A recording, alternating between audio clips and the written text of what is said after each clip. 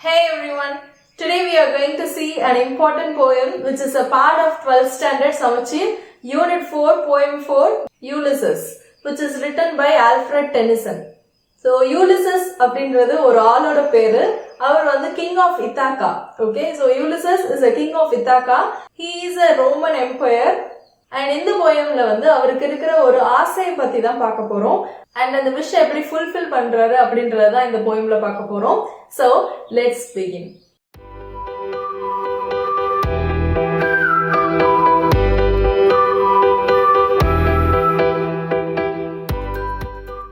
First of all, let me tell you a short note about the poet Alfred Tennyson. Alfred Tennyson was born in the year 1809 and he was died in the year 1892. பாருங்க இந்த போயமா போய் எவ்வளோ முன்னாடி எழுதியிருக்காங்க அப்படின்னு சொல்லிட்டு. And he was a British poet. Okay, he was a British poet. And இவர் வந்து நிறைய டைம் வந்து poet laureate, அதாவது அவைக்கள புலவரா இருந்திருக்காரு.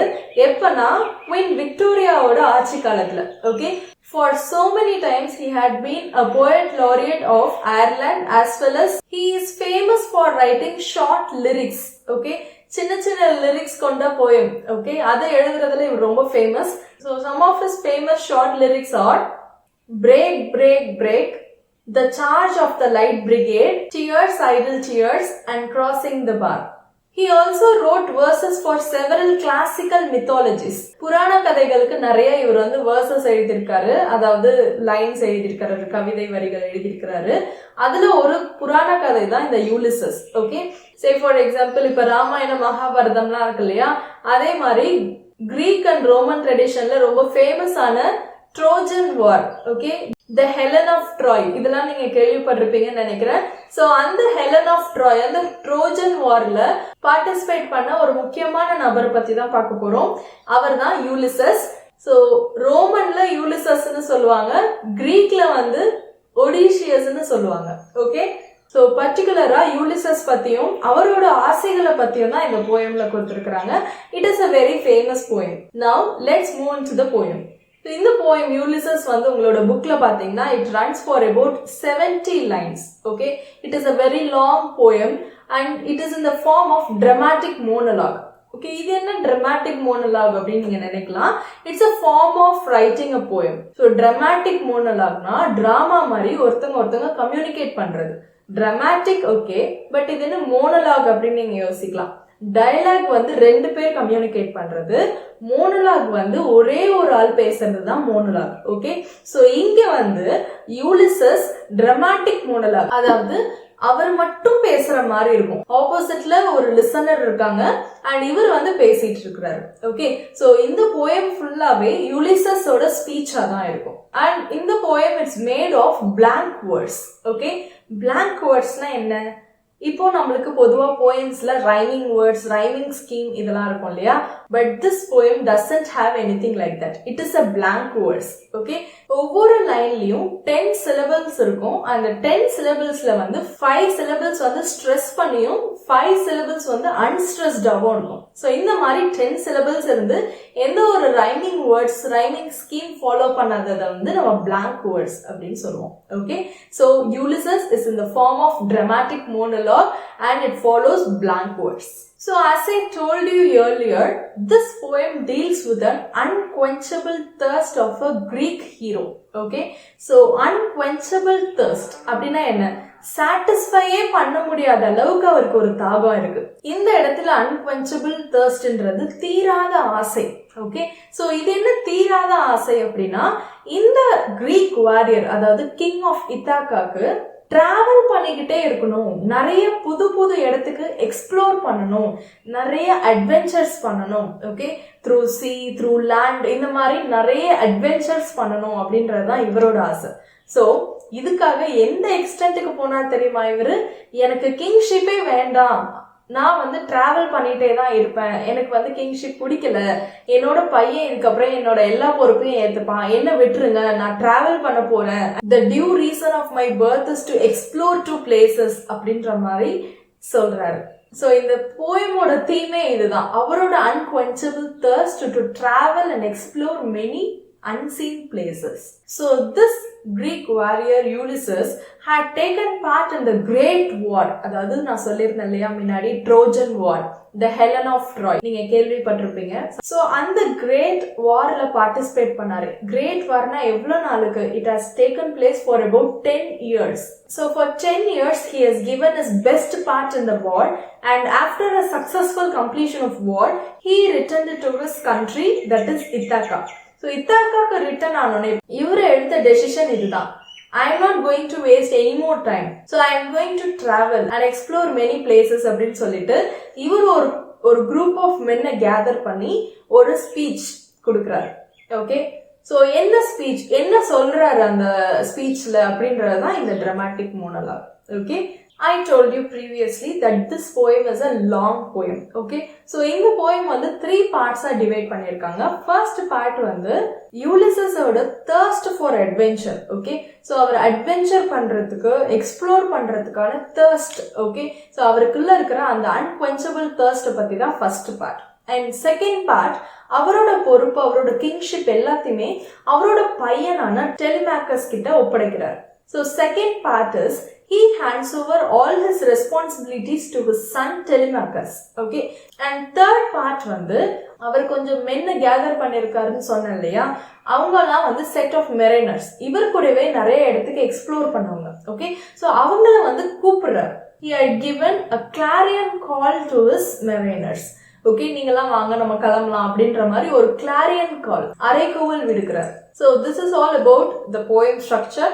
So I hope you understood the introduction of the poem. Now I'll be reading out the lines and I'll be explaining you one by one. And you also follow me by taking up the notes. Then it will be greatly helpful for you. So let's begin.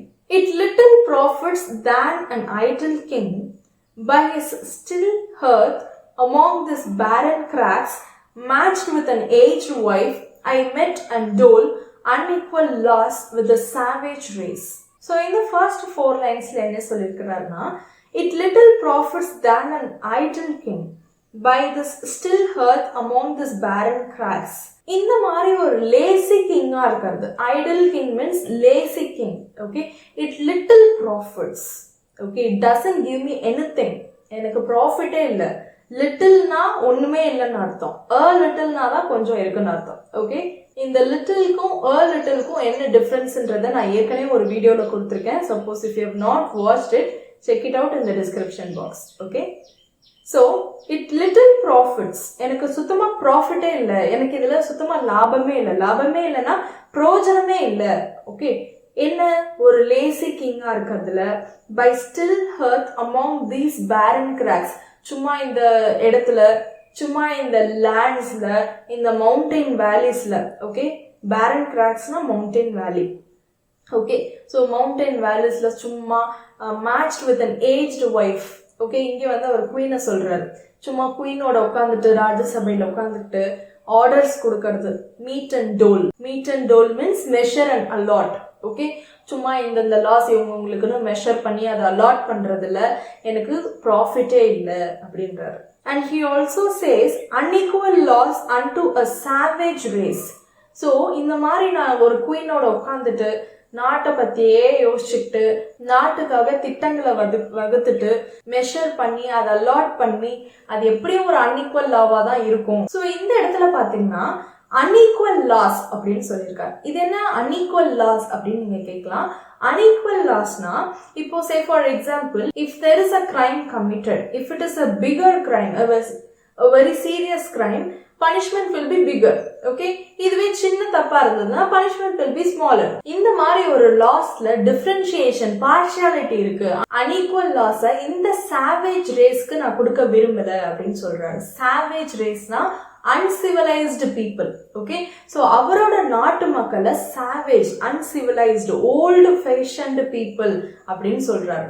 Okay, பாத்தீங்களா, ஒரு நாட்டுக்கு ராஜாவா இருக்கிறதே இவர் வேஸ்ட்னு சொல்றாரு. Then that hoard and sleep and food and know not me, அந்த savage people, அதாவது அந்த uncivilized people என்னோட லாஸை ஏத்துக்கிட்டு அவங்க அதுக்கு தகுந்த மாதிரி வாழ்ந்து சாப்பிட்டு தூங்கி நான் தான் கிங்னே என் நாட்டு மக்களுக்கு தெரியாது. ஏன்னா ரொம்ப பெரிய நாடுன்றதுனால கிங்கோட ஃபேஸை எல்லாரும் பார்த்திருக்கிறதுக்கான சான்சஸ் கிடையாது இல்லையா. So they know not me. So என்னையே அவங்களுக்கு யாருன்னு தெரியாது. அப்படிப்பட்ட பீப்புளுக்காக நான் ஏன் இங்க டைம் வேஸ்ட் பண்ணிட்டு இருக்கணும்? Then he says, I cannot rest from travel. Okay, I cannot rest a single minute from travel. என்னால travel விட்டுட்டு ரெஸ்ட் எடுக்கவே முடியாது. I will drink life to the lees. Okay, it's an important metaphor. He wants to live the life to the fullest. இந்த இடத்துல drink life to the lees னு ஏன் கொடுத்திருக்காங்கன்னா, இந்த wine பாட்டில்ல கடைசி செடிமெண்ட்ல இருக்கிற அந்த லாஸ்ட் டிராப் வரைக்கும் குடிக்கிறதுல ஒரு சந்தோஷம் இருக்கும். ஸோ அதே மாதிரியே இவருக்கு வந்து லைஃபை ஃபுல்லா வாழணும். Okay, I want to drink life to the fullest. Okay, அதுதான் லைஃப் டு த லீஸ் அப்படின்னு சொல்றாரு. தென் all times I have enjoyed greatly, have suffered greatly with both those that loved me and alone on shore, and when through scudding drifts the rainy heights vexed the dim sea, I am become a name for always roaming a hungry heart. So இதில் பார்த்தீங்கன்னா all times I have enjoyed greatly. நிறைய time என்னோட டிராவல்ல நான் ரொம்பவே enjoy பண்ணியிருக்கேன். அதே சமயம் நான் என்ஜாய்மெண்ட் மட்டும் பண்ணல, I have also suffered a lot. Okay, I have seen both the sides. I have enjoyed a lot as well as I have suffered a lot during my travel. நிறைய obstacles travelல வரும், அது எல்லாத்தையுமே நான் பார்த்திருக்கேன். I have enjoyed greatly, have suffered greatly, both with those that loved me.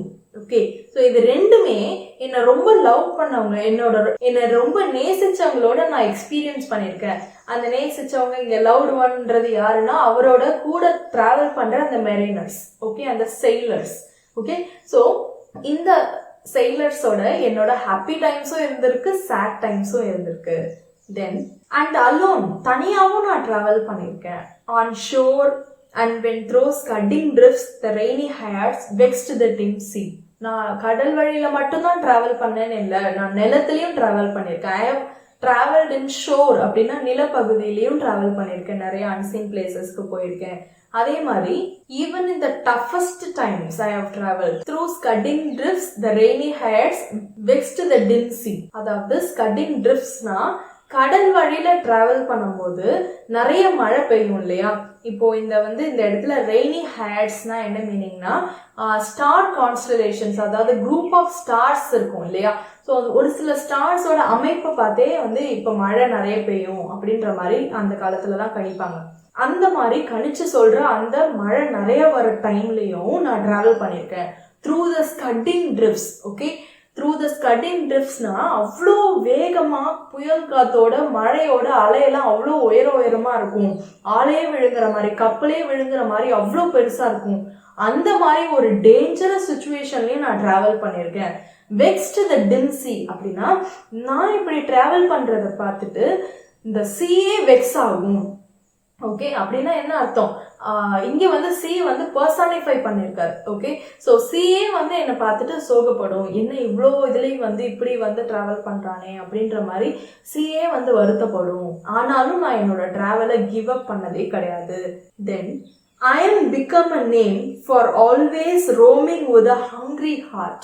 I am become a name அப்படின்னா இந்த மாதிரி நான் நிறைய பிளேசஸ் டிராவல் பண்ணி நான் ரொம்ப பாப்புலரா இருக்கேன். ஆஸ் வெல் அஸ் என்ன தெரிஞ்சவங்க எல்லாருக்குமே என்னோட விஷ் பத்தியும் தெரியும். I always roam with a hungry heart அப்படின்னா நான் சொன்னேன் இல்லையா, அன்குவென்ச்சபிள் தர்ஸ்ட், தீராத ஆசையோட தான் நான் அலைவன்னு எல்லாருக்குமே தெரியும், என்ன தெரிஞ்சவங்க எல்லாருக்குமே. The next lines, much have I seen and known, cities of men and manners, climates, councils, governments, myself not least, but honored of them all, and drunk delight of battle with my peers. So இவ்வளோ ஊர், இவ்வளோ city, இவ்வளோ இடத்துக்கு போறேன், ஆனா நாங்களாம் சும்மா போயிட்டு வர்றதில்ல, ஒரு சாதாரண ஆளா போயிட்டு வர்றதில்ல, என்னோட புகழ் எல்லாருக்குமே தெரியும். Okay, I have seen different cities, men, governments, councils. அங்க எல்லாருமே நான் ஒரு சாதாரண ஆளா போல, என்னை எல்லாருமே ஹானர் பண்ணாங்க. myself not least, என்னங்க யாரும் குறைச்செல்லாம் எடை போடல, but honored of them all, என்னை ரொம்ப ஹானரபிளா ட்ரீட் பண்ணாங்க. and drink delight of battle with my peers. நீங்க நினைக்கலாம் இவனுக்கு வந்து டிராவல் பண்ணறதுக்கு மட்டும்தான் தெரியும் அப்படின்ட்டு. இல்ல, I have also drunk the delight of the battle with my peers. Okay, so நான் போர்க்களத்திலையும் ரொம்ப ஃபுல்லஸ்டா நான் எப்படி வந்து லைஃப் வந்து டு த ஃபுல்லஸ்ட் வாழணும்னு நினைக்கிறேனோ அதே மாதிரி அந்த பேட்டிலையும் டிலைட்ஃபுல்லா ஃபுல்லஸ்ட் என்னோட ஃபுல் கோஆப்ரேஷனோட தான் நான் பார்ட்டிசிபேட் பண்ணேன். நான் சொன்ன அந்த ட்ரோஜன் வார். ஓகே, ஸோ அந்த பேட்டில்லேருந்தே தெரிஞ்சிருக்கலாம் நான் எவ்வளோ வந்து டெடிகேட்டடா அந்த பேட்டில்ல வந்து பார்ட்டிசிபேட் பண்ணேன் என்னோட பியர்ஸ் கூட. என்னோட பியர்ஸ்னா இந்த இடத்துல companions. Okay, so apart from travelling I also give my full contribution to the war with my companions. Okay, அடுத்தது far on ringing plains of windy Troy. So இந்த இடத்துல தான் அது என்ன பேட்டில் அப்படின்றத சொல்றாரு. Far on ringing plains of windy Troy. Okay, so ரொம்ப பரபரப்பாக நடந்த அந்த ட்ராய் பேட்டில்லையே நீங்கள் வந்து பார்த்துருக்கலாம். அந்த விண்டி பிளெயின்ஸ் ஆஃப் ட்ராய் பேட்டிலில் நீங்கள் என்ன பார்த்துருக்கலாம். I am a part of all that I have met. Okay, so எல்லாத்தையும் நான் பார்த்த எல்லாத்துலேயும் நான் ஒரு பார்ட்டாக தான் இருந்திருக்கேன். Okay, I am not only the part of Ithaca, I belong to everywhere. Okay, நான் இத்தாக்காவுக்கு மட்டும்தான் சொந்தம் கிடையாது, நான் டிராவல் பண்ற எல்லா இடத்துக்கும் என்னோட ஒரு பார்ட் வந்து விட்டுட்டு தான் வந்திருக்கேன் அப்படின்றாரு. The next lines, yet all experience is an arch where through gleams that untraveled world whose margins fades forever and forever when I move. So here is a beautiful comparison by Alfred Tennyson.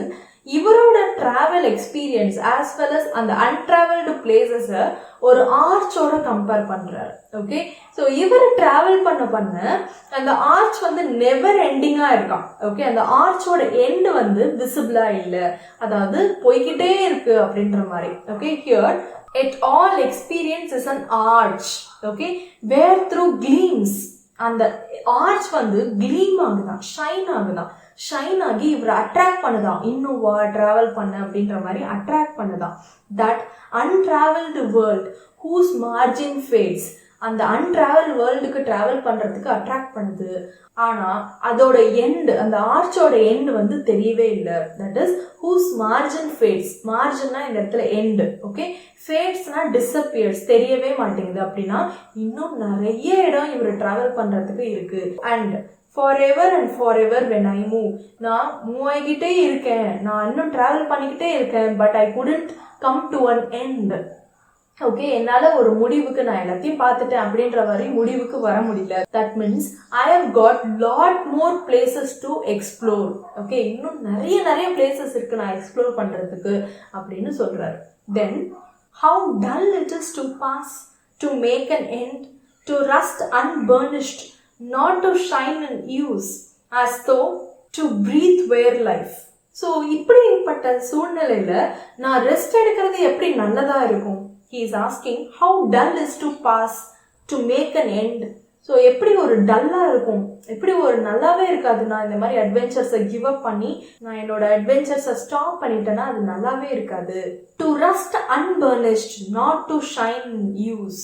இந்த இடத்துல அன்பர்னிஷ்டு rust, அதாவது இங்க வந்து இவரோட life ஒரு மெட்டலோட compare பண்றாரு. Okay, here Ulysses compares himself to a metal.